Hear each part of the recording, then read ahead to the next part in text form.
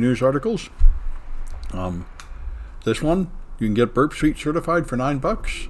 I tried to practice test and I couldn't do it. I'm going to have to study more, so it's not easy. But anyway, it'll probably be pretty valuable to get, and you can't beat the price. I'm teaching a class to cover the Web Security Academy, which is what this test does next semester. So hopefully by the end of next semester, I'll be able to pass that certificate. All right. And Azure has a discount. Oh, let me, in case anybody needs it, let me put that link in the chat, which is this one. Seems to be the latest, most relevant one. All right. There. All right, so you can get Azure certificates for cheap right now, too. So that's another thing to check out if you're interested. That's another good thing to have. All right. And there's been a whole lot of these flash mob robberies. I saw someone else calling it that. That's the first thing that came to my mind. Where if you already used up the 1 month student Azure, I don't know. You'll have to go to the link and see what happens.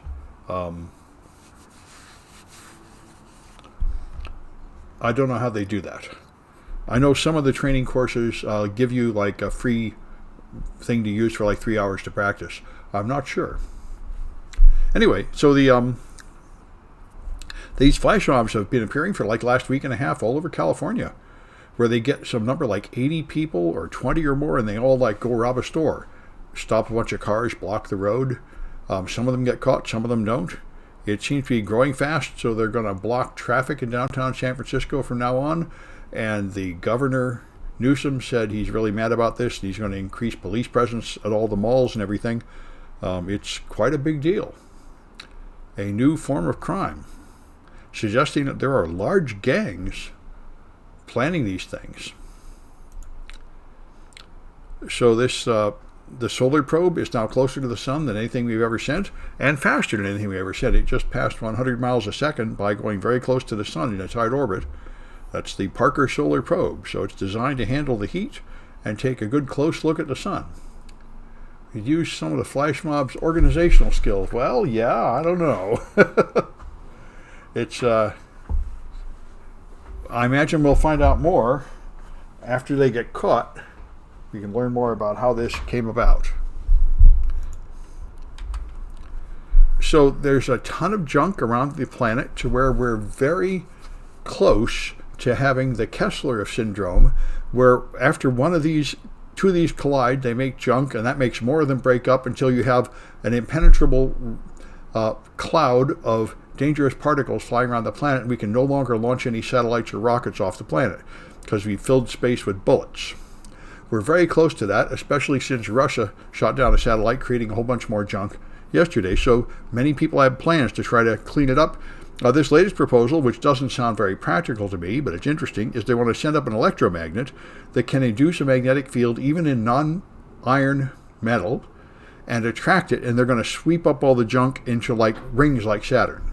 So it'll be organized in like one plane so you can send up rockets and dodge it. Maybe that'll work. Right now, I haven't heard any better proposals, really. It's a huge problem, how to clean up the junk in space. And we have to do it pretty soon, or we won't be able to use space anymore. So this is a big thing for information security. NSA Group is the Israeli spyware group, and there are 3 or 4 groups like this that sell dangerous spyware to military and government clients, stuff that can just take over your iPhone with 0 clicks and do everything nasty to you. And they all claim that they sell only to good governments that use it to catch terrorists and stuff, but in fact that is absolutely not true. And the NSA Group sells it to dangerous regimes who use it to spy on protesters and journalists and humanitarian aid workers and all sorts of innocent people that really shouldn't be being attacked this way. And so Apple has sued them, which is an interesting idea, seeking to block their use of iPhones, saying they shouldn't be allowed to use iPhones because they develop these dangerous exploits. It will be very interesting as this goes through the court. It may set a precedent. it's very unclear whether they have the right to block that, and but we're going to see what happens. This may have some effect in increasing the legal restrictions on exploit development, which right now is pretty much a Wild West. All right. So Kyle Rittenhouse got off on self-defense, and that seemed logical to me given the evidence in the law, but I thought it would have an undesirable effect, and so it has. So now armed people are coming to protect the Black Lives Matter protesters with their weapons. This is a lot like what Malcolm X did.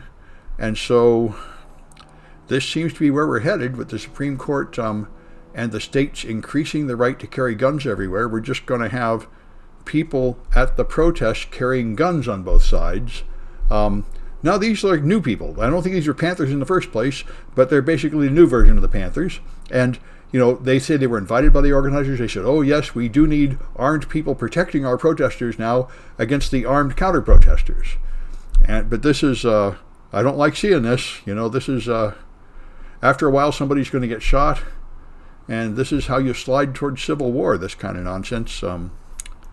It's not a good thing.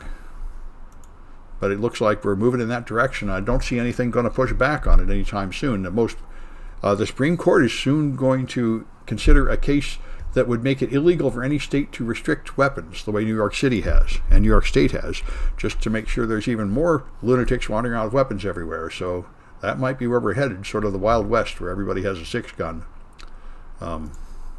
We'll see. So Microsoft has something called Microsoft Defender for Endpoint Evaluation Lab that will let you test your devices against threats, and they use something called Atomic Red Team, which I've heard about, although I haven't used it, that simulates attacks. So anyway, I thought I should maybe add this to the incident response class someday. Atomic Red Team is one of the simulators that simulates attacks, and then you can decide which of those attacks you're able to defend or detect. So it's not a bad idea. It's just not very automated when I checked it out. Anyway, the by the Constitution DAO was formed in a hurry. In just a couple days, they got $40 million of people to invest in this thing, and it turned out to be a total disaster. They said they were going to buy the copy of the Constitution, but they were so disorganized that people lost half of their money contributing it in gas fees, because the gas fees are so high on the Ethereum blockchain that it costs like $75 just to transfer money in, and you have to pay a few other fees to transfer your money into Ethereum. So now that they've got all the money, then since they publicly planned the auction, they lost the auction, so now they didn't even get the property, and they can't return the money because the gas fees to return it would use up all the remaining money for most of the contributors. So they are, everybody is very confused. It looks like a poorly planned activity that is just going to mean all those people pretty much lose their money for nothing. Like a lot of blockchain projects. All right. And I guess that's enough of this. I'll stop.